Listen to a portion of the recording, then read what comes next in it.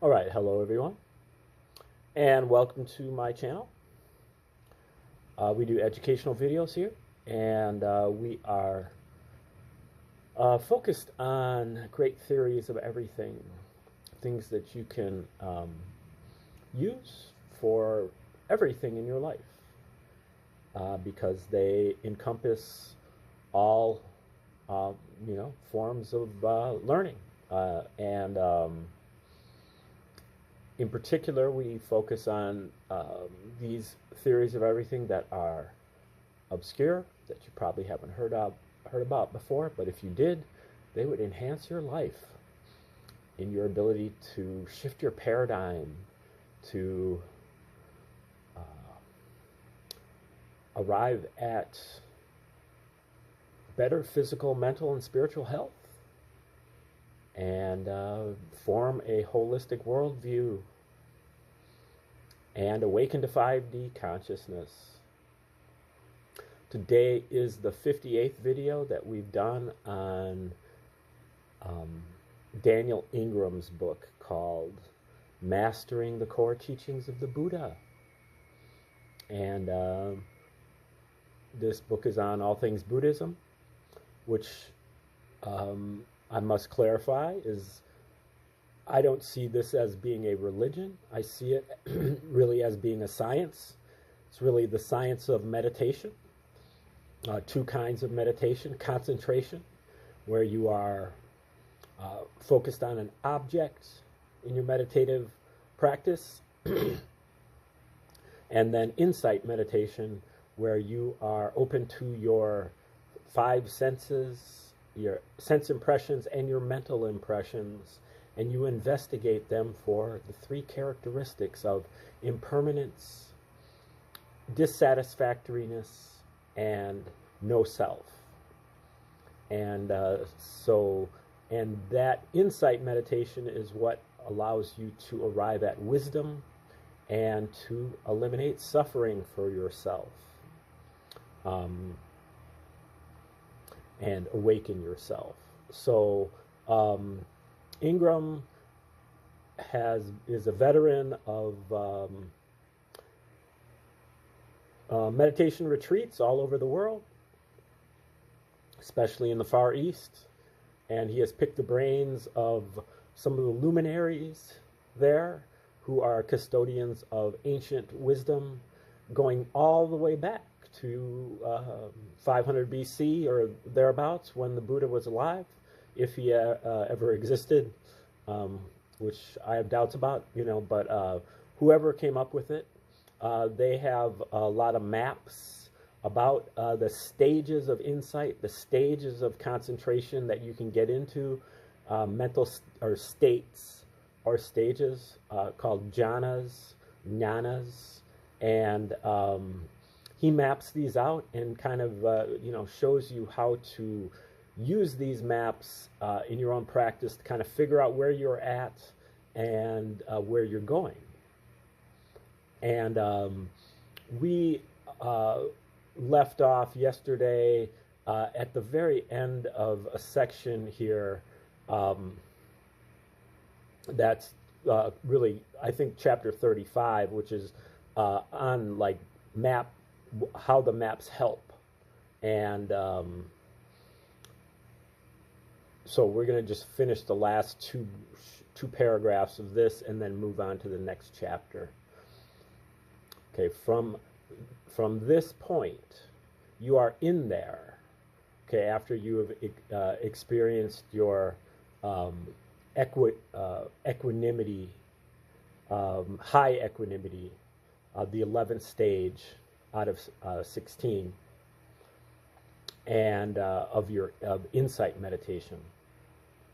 After really getting into high equanimity, stream entry should arise soon enough. If it doesn't, repeat the above until it does.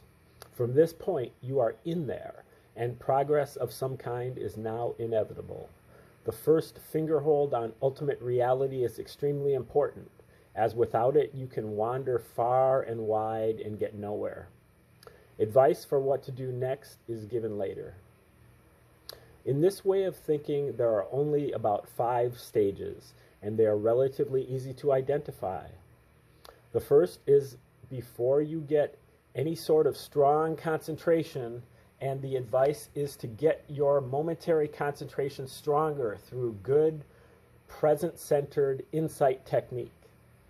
The second is the first Vipassana jhana, which involves staying with your objects, getting faster and more precise, and working through basic hindrances. The third is when things get cooking, the arising and passing, the second Vipassana jhana, which is usually obvious. The fourth is the dark night, which is also usually obvious. The fifth is equanimity, which, though usually obvious, can be confused with the arising and passing away. The instructions basically are to continue practicing with some awareness of the standard maps of each stage, and let your attention get broader as each new jhana requires.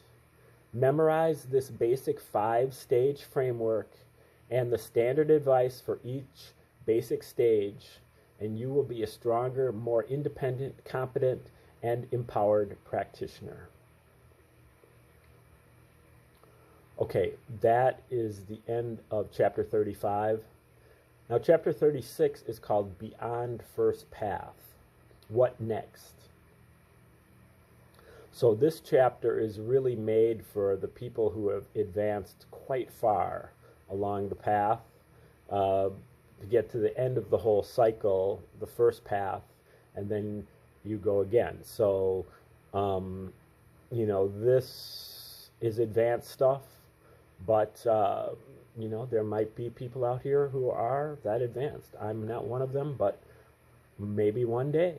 And this is kind of, what you're supposed to be doing once you do achieve that first cycle. It can be easy for meditators to think they have completed a full cycle of insight and gotten stream entry when in fact they have not. It is also possible for meditators to have completed a cycle of insight and yet think otherwise. But this is much less common, at least in traditions that have good maps and in practitioners who have good Dharma friends with whom to discuss their practice. Sometimes practitioners will be correct in thinking they have achieved what they believe and say they have, but their friends and teachers may remain unconvinced. At times, a teacher or friend may think that the student has done it and yet be wrong. Regardless, just keep practicing and see what happens. This is the most fundamental principle for all these stages. A particularly useful and traditional guideline is to wait a year and a day before completely making up your mind. This is slippery stuff sometimes, and many stages and states can easily fool a practitioner, friend, or teacher into thinking that they are something they are not, as happened to me more times than I can count. When meditators successfully complete their first cycle of insight, they have permanently debunked certain illusions to some degree, but many remain. Those that remain tend to include a new fascination with the understanding that has arisen from that path. However, if our awakening, in quotes, doesn't endure the test of time, or if there is not a fundamental and sustained reduction in suffering, write it off and keep going. Even if we do complete a full cycle of insight, it is easy to imagine that more has been debunked than actually has been. So continue to practice training in morality throughout your life, as before, to avoid being bitten by the unskillful potentials that remain, but are often hidden in the form of our own blind spots. Strangely, the internal obstacles that can tempt us to screw up become more subtle and seductive as practice deepens. The temptations tend to be at their worst during the next few arising and passing away, or during the next reobservation, stage 10. arising and passing away, stage 4. An extended series of progressions or cycles of insight tends to proceed as follows. They may be called paths in the Theravada and bhumis in the Tibetan system, Bhumis. Though there are some problems that arise in trying to resolve the inconsistencies in these two models that will be touched on a bit later.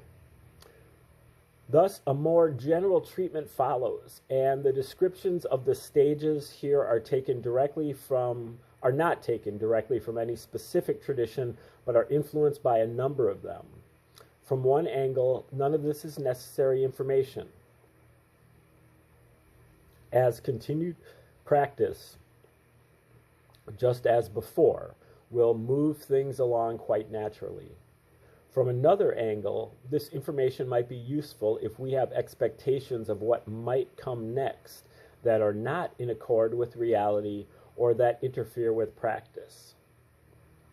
Meditators can master this stage of awakening by continued practice as before.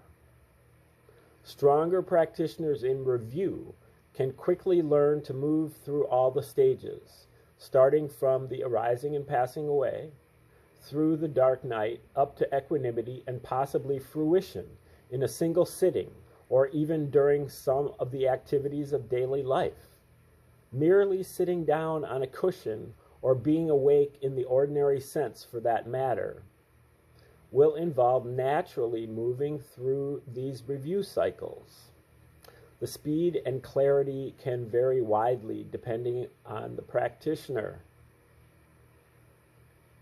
Now, review is stage 16. So this is after you get through your fruition, stage 15, and then you have a review stage where you can kind of move through these stages and review, obviously.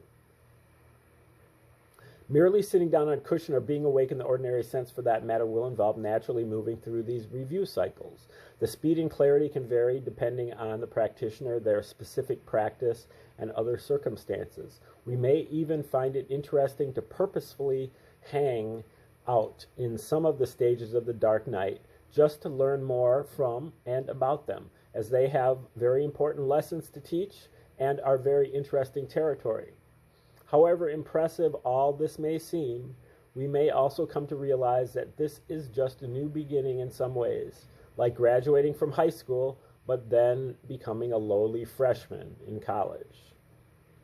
The period after completing a cycle of insight and after gaining some strong sense of mastery of its stages is also a great time to work on concentration practice abilities.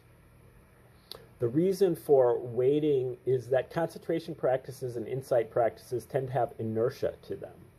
If you have recently been trying to get into very stable shamatha states or concentration states, this can sometimes make it harder for a while to see things flicker. Although after stream entry, there will always be some sort of flickering somewhere, as that is what stream entry does. Likewise, if you have recently been training hard to perceive flickering, it can be harder to get into very stable shamatha jhanas. Thus, what you don't want to do is gunk up the natural mastery phase of your practice until you are comfortable enough with these stages to get stuck in one and not have it be a big deal. This usually takes a few weeks, but this is a very crude guideline, and everyone is different regarding timing. Judge for yourself how well you handle stages such as reobservation, and decide if you would be all right if you got stuck in it for a few hours. The time after gaining some mastery of these stages is also a great opportunity to work on our stuff, psychological stuff. Doing concentration practices and working on our stuff go very well together, as mentioned elsewhere, since concentration states tend to bring our stuff to awareness more clearly so we can work with it.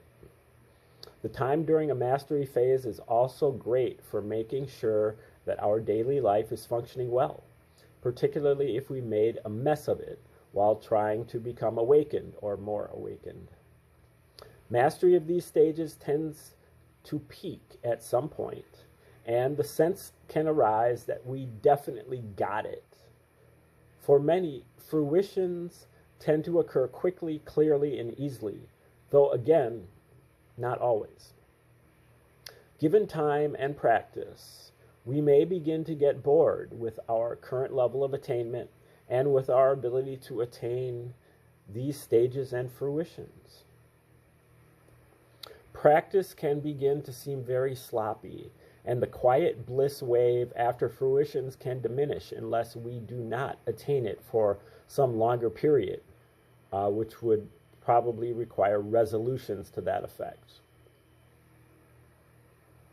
The realization grows that there is more suffering still to uproot.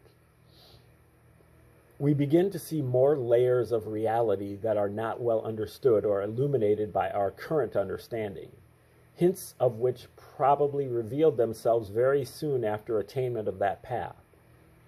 Subtle thoughts and mental patterns may be noticed at the edge of our perceptual threshold. Attention begins to incline towards the next level of reality that must be understood and away from familiar territory. More fresh insights begin to show up. We begin to investigate reality with more effort and clarity as we did before. And so begins a new cycle of insight from the beginning, that is, access, concentration, and then mind and body and the rest. This might play out as follows, as soon after the sense of strong mastery, we will simply be meditating along, perhaps a fruition will occur, and then suddenly the mind drops into this new state rather than a new review cycle beginning again. It is stable, interesting, and jhana-like. It is sort of like re-inhabiting our life or reconnecting with the sense of the observer. It is also likely that the next mind and body, which is stage 1. This could also happen when we are just going about our day. Plenty may not notice it at all, as it can seem so ordinary and may feel very familiar. The postural obsession, odd movements, strange tensions and pains, emotional volatility, vibratory phenomena that seem new, a fresh and cleaner sense of what dualistic perspectives remain, and all the other early progress of insight stuff may arise in its time, naturally, and perhaps sooner than we might wish. The phrase leading onward is often used to describe the wisdom that arises from Dharma practice.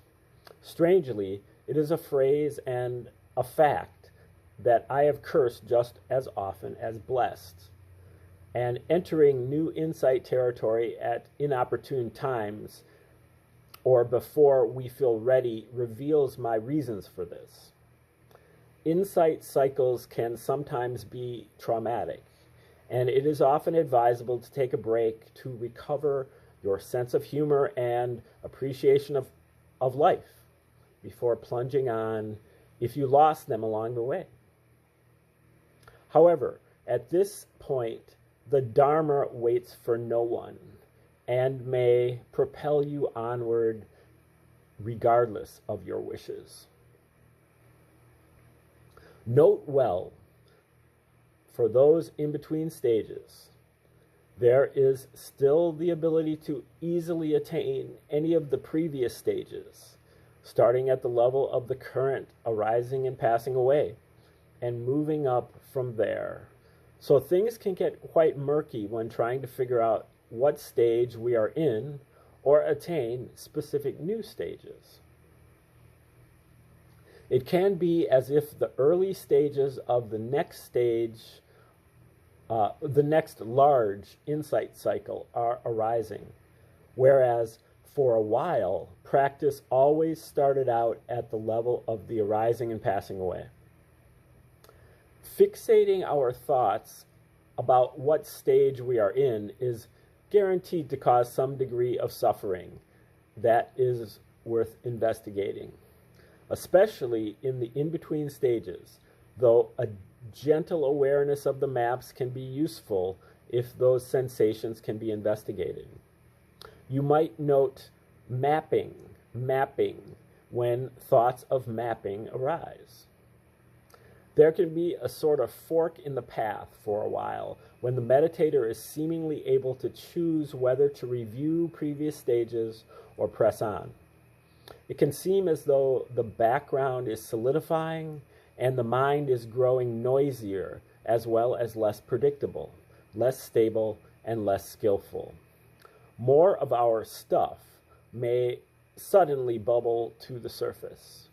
We may notice subtler thoughts and mental images, many of which we may wish we hadn't.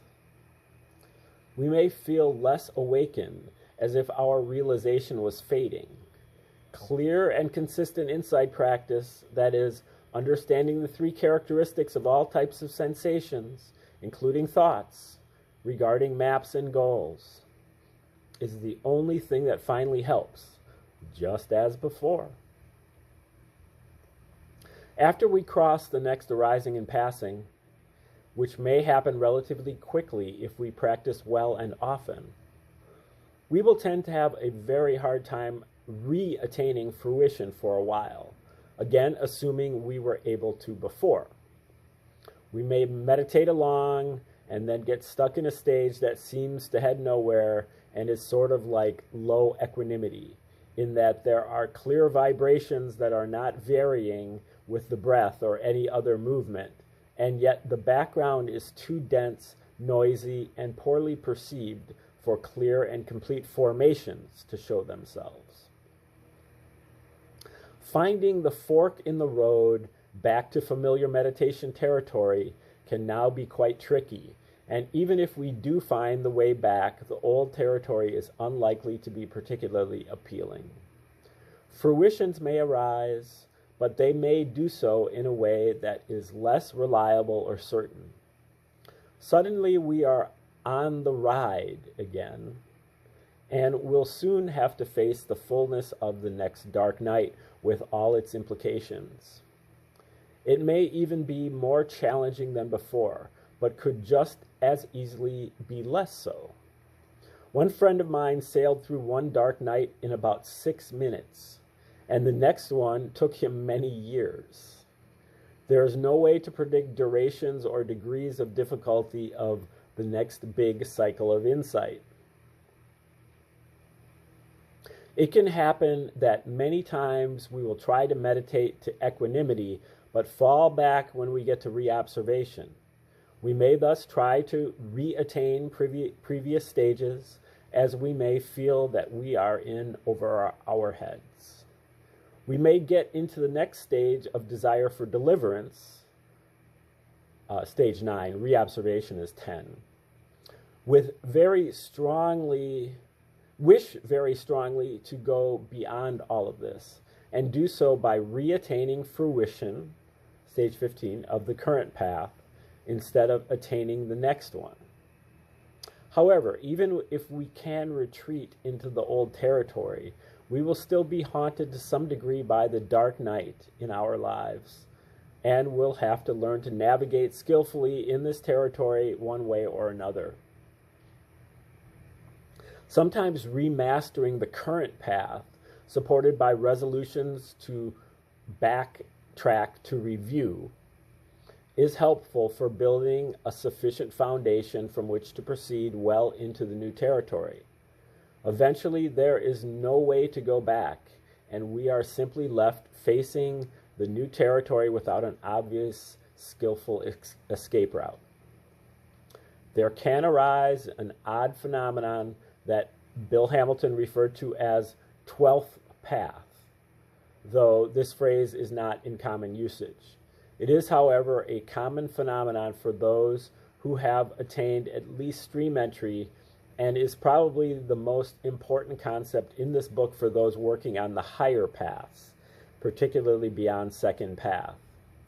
12th path is making a joke about the fact that there are at most 4 stages of enlightenment in the Theravada map and 5 to about 17 in the Mahayana and Vajrayana maps. However, it can easily seem that more brand new and full-blown cycles of insight have been completed, and yet there is still farther to go. If we are going to get obsessed with the fractal model that I mentioned earlier, it is likely to happen around here. Unfortunately, the fractal model is even more useless now than it was earlier, and so I strongly recommend avoiding it like the plague if you think you are in a new progress cycle rather than a review cycle. It is only by understanding the immediate moments that seem to make up the fractal that you will gain the understanding you seek. So, as suggested in the section A Clearer Goal, keep your practice focused on the here and now, one part of which may be thoughts and sensations about fractals and maps. Things might proceed as follows. It seems certain that a cycle has been completed. Next, there seems to be a clear mastery stage that withstands the most rigorous tests. Then more early progress of insight stuff shows up. The cycle begins to go around again, perhaps with more backsliding, moving forward, falling back again, remastering the old territory. More progress and suffering shows up with its associated struggles and rationalizations. Then comes a sense of there being no option but progress and acceptance. And finally, the sense that the cycle has completed itself. Soon enough, there is a clear sense of a mastery stage, and so on. In this way, it may seem that some large number of paths have been attained, 12 in the joke, when in fact they have not. Or have they? Unfortunately, this is a tough question and one that cannot be easily resolved. We may think that we are now at a higher stage of realization that is clearly different from before, but the magic numbers 4, 5, 10, or however many stages of awakening you think there are may not seem to apply to our journey. It can also happen that with increased clarity and progressive deepening of our practice, distinct progress of insight patterns may seem to be repeating within each of the smaller units of the larger pattern of the progress of insight, very much in the way of fractals, as discussed earlier, detailed earlier. Beware. Do not get fooled into identifying with these idealized stages as actually being where you are. Fresh, luminous, transient textures and colors of space occur on their own. That is all. Try to perceive that directly rather than imagine that there is some continuous entity with some merit badge.